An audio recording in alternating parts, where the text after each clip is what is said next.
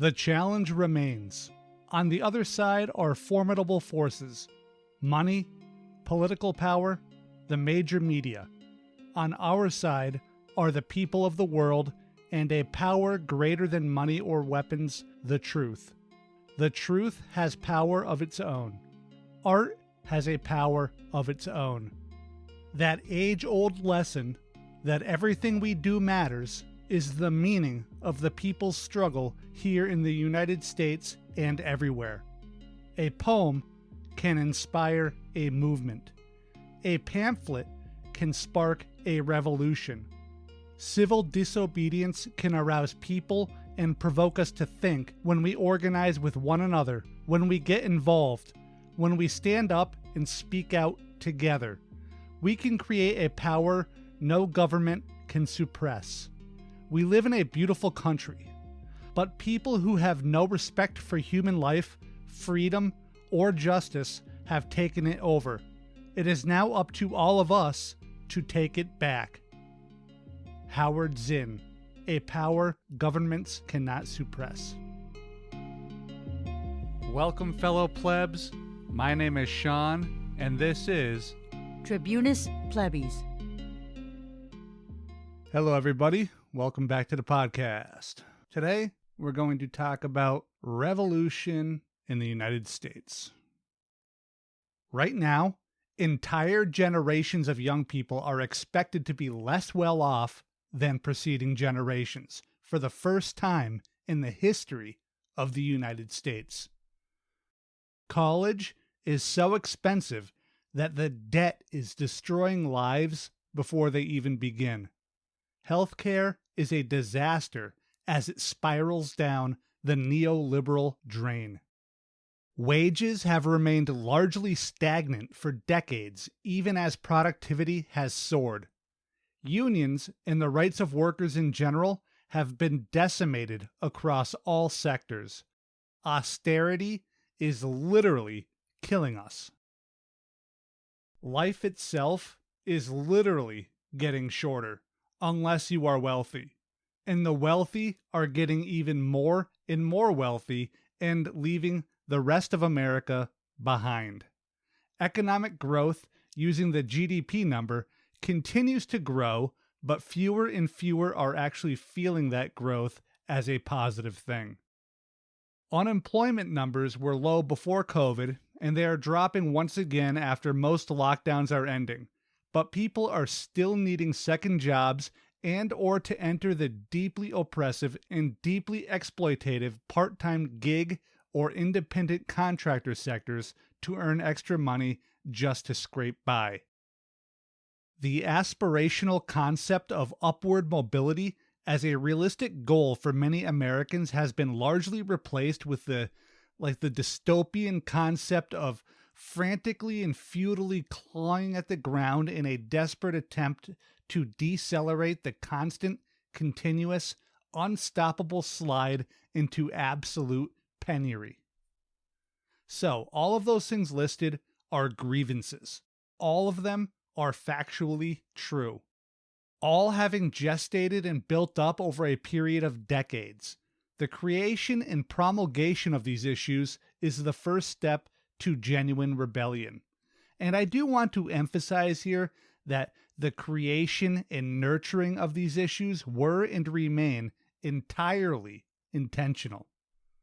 None of these issues is new, even if intense focus on them might be. Decades of time and multiple generations of people have been involved in their creation and support.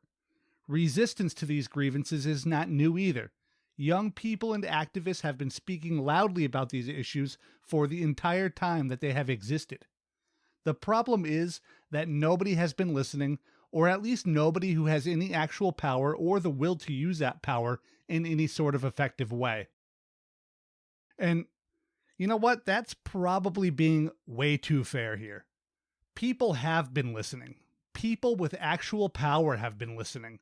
They know, we know, the people definitely know.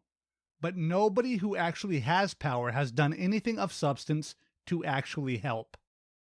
This reticence to act, this failure to act, this choice not to act, It has left multiple generations of people, especially people who are currently young, being harmed and also feeling ignored. And when people yell and shout and protest and they are ignored, and everything around them gets worse, those people begin to feel hopeless. They feel controlled and trapped, and the general state of being in the world becomes unbearable. They experience poverty, inequality, misrule, anxiety, and despair. Now, the big question is, can a revolution happen here? Well, widespread, popularly supported strikes have spread across the nation. Demonstrations, protests, and the election of politicians more radical, at least rhetorically on the campaign trail and on Twitter, if not the floors of Congress, than we have seen in many years have occurred. Young people below the age of 30 hold particularly negative views of politicians and even capitalism, not to mention the American political system at large. The nascent beginning of a rebellion has, in some ways, already begun.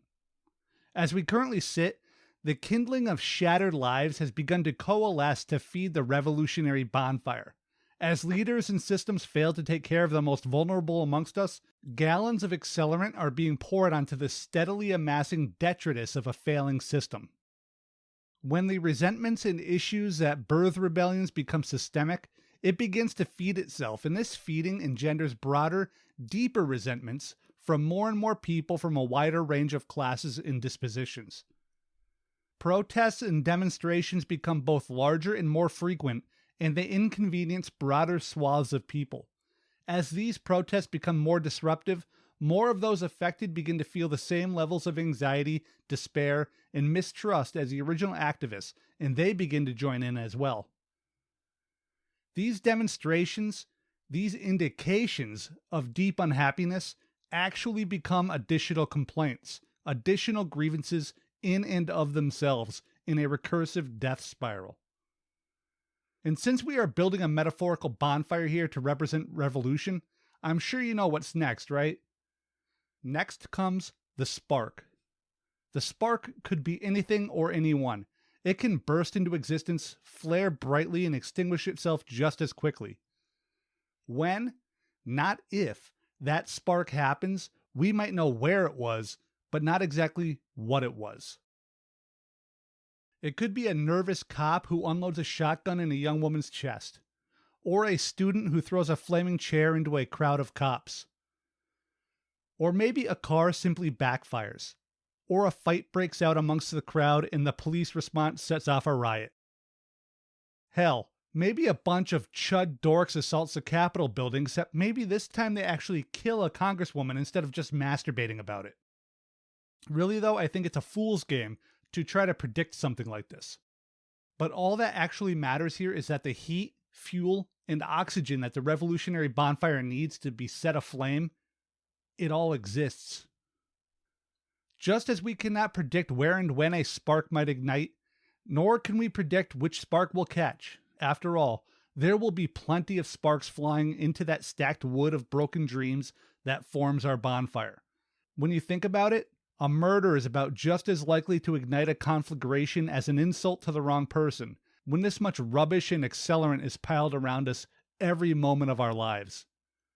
The spark, whatever it is specifically, is the genesis moment. It is the moment a rebellious moment becomes a catalyzed movement.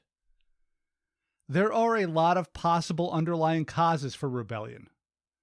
Group antipathy is one example that goes back to ancient times. Tribal hatred, religious intolerance, or simple outgroup competition for a resource which is considered scarce or just as, like property, as ours. These are all examples of this.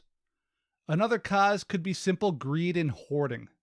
When easily mined diamonds are found and then hoarded, we have bloody civil war and a massive black market in the precious stones, blood diamonds. Oil reserves can work in much the same way to fund rebellions.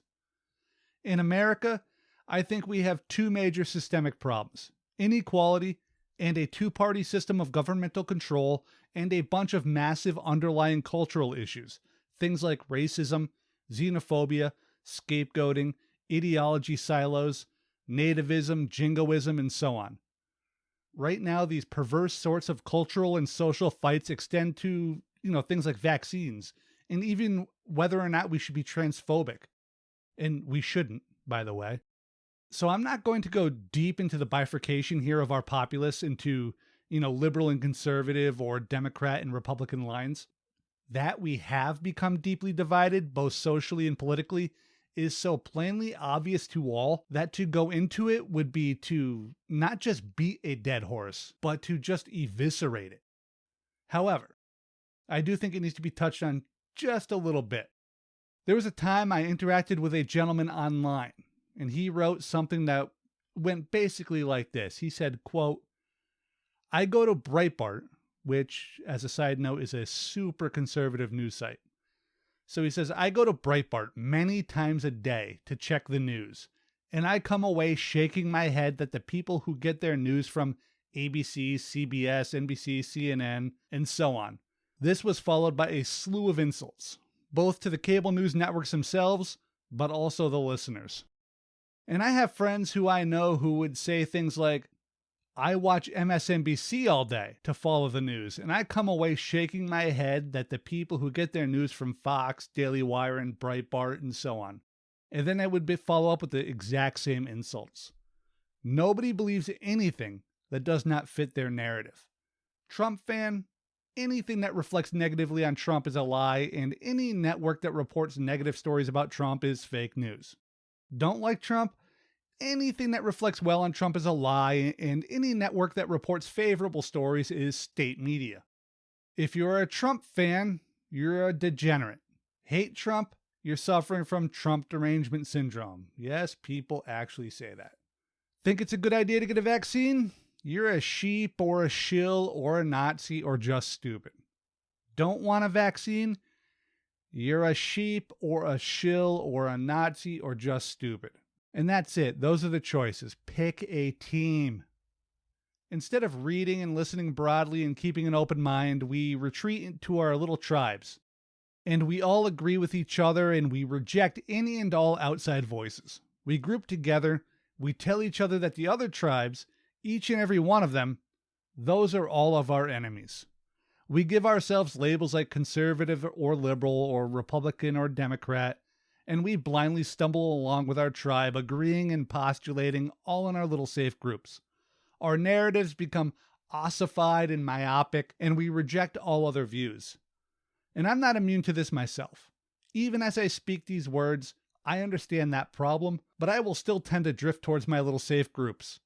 Even if you are aware of this issue, it can be supremely difficult to step outside of yourself and see your own bias, and even more difficult to properly address it. This is our modern version of tribal intolerance and group antipathy.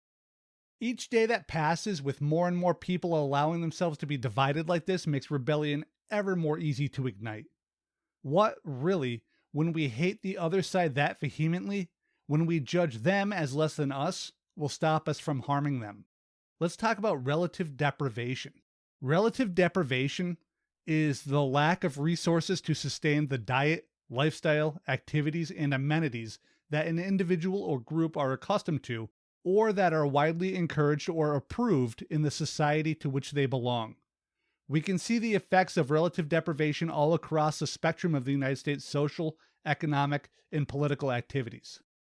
The so-called Great Divergence has become a runaway train of exponentially rising wealth inequality all across the globe and within the United States.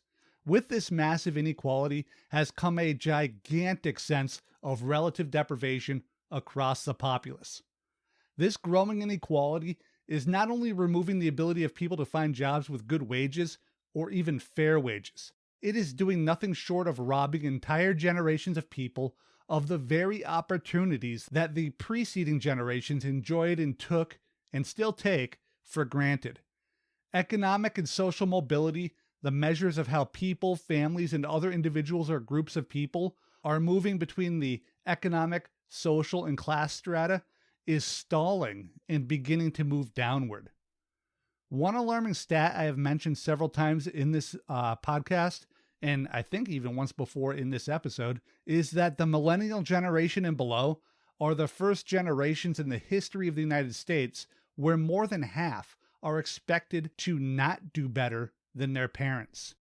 And this chasm is stranding a growing number of people in low wage, no benefit, meaning healthcare, 401k, and so on, dead-end jobs through no fault of their own. When we add in things like escalating rent, gentrification, college debt, medical bills, and on, we can see the genesis of much of the anger that we see spread across the nation. We can even toss in the increased likelihood that these people will never own a home, which is the single biggest indicator of generating wealth. Corporations and landlords are literally manipulating markets to get more and more people into the rent treadmill and to make it more and more difficult for them to actually buy a home. And did I mention that life is literally getting shorter for the working class and poor, while the lifespans of the wealthy are actually getting longer? Yeah, that's an actual fact. And as new medical procedures are invented and perfected, and only the wealthy can afford these state-of-the-art procedures, this sickest, most depraved of divides will continue to expand. The rich are getting richer, and the rich are living longer. The poor are getting poorer, and the poor are dying sooner. The middle class is in collapse. Hope is failing. And the saddest part about all of this is that we are decades past the point when people realize that all of this is not due to some moral, educational, or intelligence-based personal shortfall of those who are involved in all of this. Actually, the saddest part is that while we have indeed recognized that these issues are not due to personal failings of those affected, a solid chunk of this country has been convinced by this pervasive lie that it is these people's personal fault, which is just another wedge that the elites are using to divide the lower classes against themselves. Now, broadly speaking, we, the middle class, the working class, and the poor, are not in this position through any fault of our own, despite whichever anecdotes you want to cherry pick and blather on about. This is the result of a purposeful, generational, systemic drive to subjugate, oppress, segregate, and retard our personal, economic, social, and political growth. The people trying to gaslight you with the mythology of the bootstrapping mindset are the same ones who are stepping on your chest. As the middle class falls, more and more young people are trapped in student debt, never-ending schooling, and terrible jobs which do not pay enough for these young adults to advance freely through life. This slow, steady sapping of the middle class and the working class right behind it is probably the most dangerous aspect of this 4-decade run of neoliberal austerity and insanity.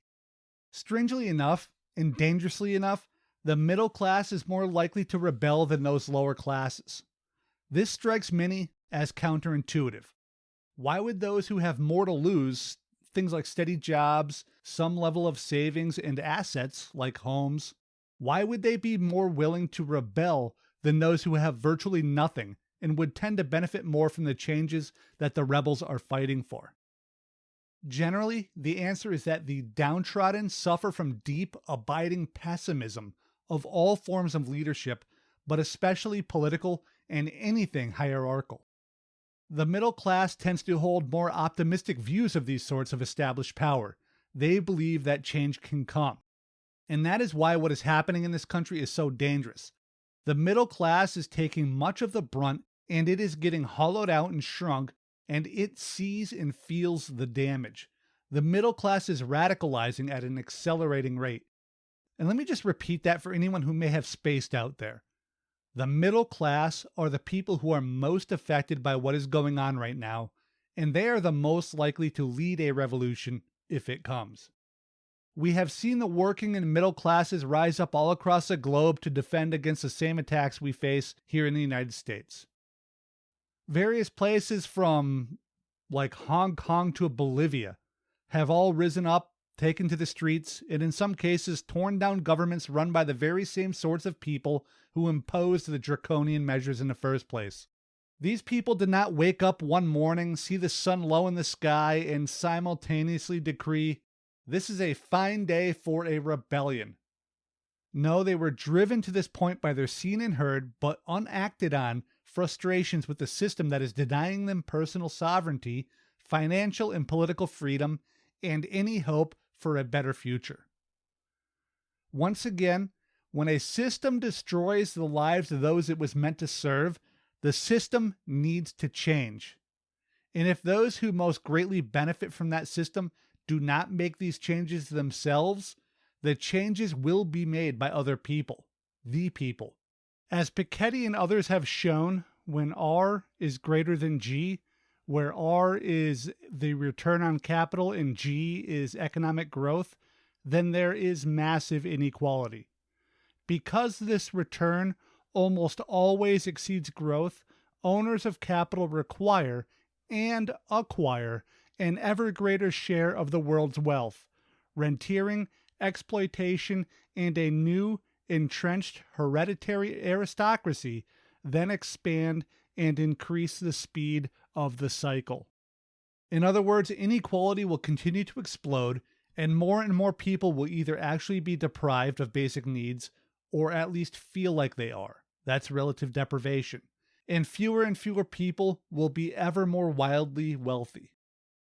This won't stand. The tipping point is already too close. And here are some of the surest signs, the tinder if you will, that are present during historical revolutions. Massive inequality. Check. Distrust of a ruling class that has forgotten the citizenry. Check. Increases in protests.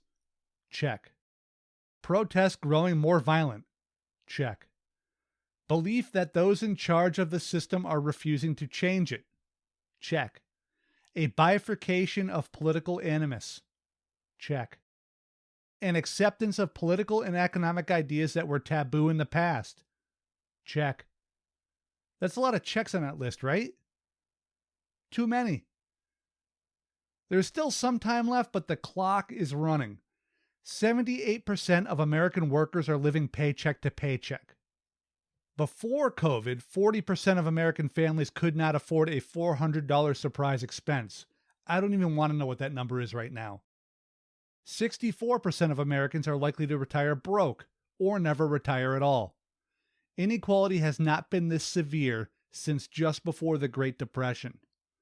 The citizenry of the United States is on the ropes. We are fed up, broke, unhealthy, unlikely to succeed, and dying sooner than we should be, and all that through no fault of our own. A revolution still seems far-fetched for some, but I don't agree. A revolution is far closer than most of us would like to admit. There is still time, but things must be done, actions must be taken. The systemic failures must be addressed, inequality must be lessened, the wealthy must begin to bear their proper burden both via taxation and fair wages to those they employ. G must be greater than R. Growth has to be higher than return on capital. Rentiering has to be curtailed. Now, what sort of revolution might be the one to kick off? I don't know. Right-wing, left-wing, fascist, or communist, or just a generally undirected violent movement by oppressed citizens from all walks of life and ideology. Any one of these could be the one, but more likely they will all feed into each other if it does indeed happen. Let's think about the recent little rebellion light at the Capitol building in D.C. Was that a rebellion you'd support? I wouldn't. But would I support a rebellion? Possibly.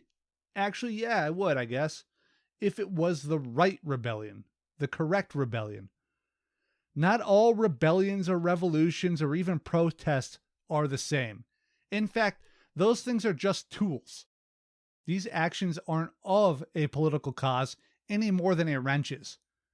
But just as a protest aimed at destroying racist policing is pretty based, while a protest to protect a racist president is not, so too can a wrench be pretty based for being tossed into the flywheel of a manufacturing machine owned by an oppressor, as opposed to that same wrench being used to club a striking worker in the head by a company man. So to sum this up, I'd rather record something like this and end up either seeing changes made that prevents a revolution, or perhaps just being flat out wrong, than to actually see a revolution. revolutions honestly do not seem like fun. The results hardly ever seem ideal. And I just do not want to be around for one, to be honest with you all. And I'm sorry to disappoint my more radical listeners here, but I really am not enthused about fighting my neighbors. But if I'm right, then some historian somewhere down the line will be writing an article for some undreamt of news platform at some point in the future, trying to suss out exactly why there was a second American Revolution and why it went so bad. I don't want that. The system will be changed by demand or destroyed by force. This is a rule as old as time itself. Make the fixes or face the pitchforks. And that's it for the episode, everybody. As always, I thank you for being here. And if you want to help out, you can subscribe to our YouTube channel, Tribunus Plebis Media. You can just search that, it'll pop right up. And you can rate and review on iTunes as well. That would be pretty awesome. It's the best way to help a podcast. And with that, I think that's it. Thank you guys for listening. I love you all.